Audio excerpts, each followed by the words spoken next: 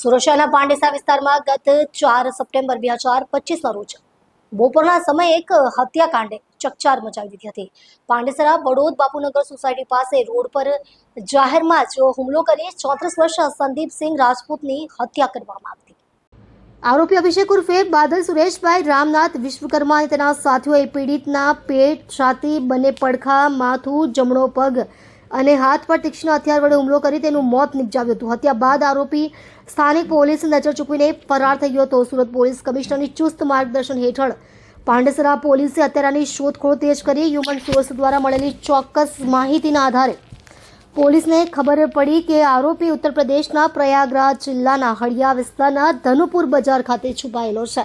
તાત્કાલિક head constable Bhupatbhai ઓઢાભાઈ અને head constable Shivrajbhai પીઠાભાઈની team રચીને Prayagraj મોકલવામાં આવી। સ્થાનિક ઇનપુટ્સના આધારે ટીમે તપાસ હાથ ધરતા ફરાર આરોપી અભિષેક ઉર્ફે બાદલને ઝડપી લીધો। પૂછપરછ દરમિયાન આરોપીએ હત્યાની કબૂલાત કરી અને જણાવ્યું હતું અને ગુનો કબૂલ કર્યા બાદ તે પોતાના વતન ભાગી ગયો હતો।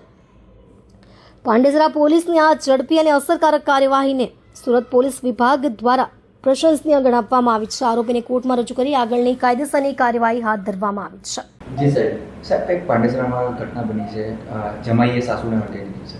જી, ગઈ તારીખ 15 એપ્રિલ 2026ના રોજ પાંડેસરા પોલીસ વિસ્તારમાં કર્મયોગી સોસાયટીમાં એક બનાવ બનેલ, જેમાં એક જમાઈએ સાસુ પર જ્વલનશીલ પદાર્થ નાખેલ, જેના ભાગરૂપે પાંડેસરા પોલીસ સ્ટેશનમાં ખૂનની કોશિશનો ગુનો દાખલ કરવામાં આવ્યો અને 2 દિવસ બાદ જે સાસુ પર જ્વલનશીલ પદાર્થ છાંટવામાં આવેલો તેમનું મૃત્યુ થયેલું, જેથી મર્ડરનો ગુનો દાખલ થયેલો।